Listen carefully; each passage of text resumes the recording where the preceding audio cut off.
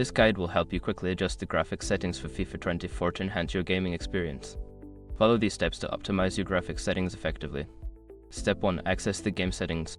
Launch FIFA 24 and navigate to the main menu. Look for the settings option and select it to enter the settings menu. Step 2. Select graphics settings. Within the settings menu, find and click on graphics settings.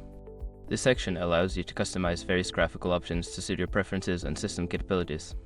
Step 3. Adjust resolution. In the graphics settings, locate the resolution option. Choose a resolution that matches your monitor's native resolution for the best visual quality. Higher resolutions provide better detail but may impact performance. Step 4. Modify graphics quality. Next, look for the graphics quality settings. You can choose from options like low, medium, high, or ultra. Select a setting based on your hardware capabilities. If you experience lag, consider lowering this setting.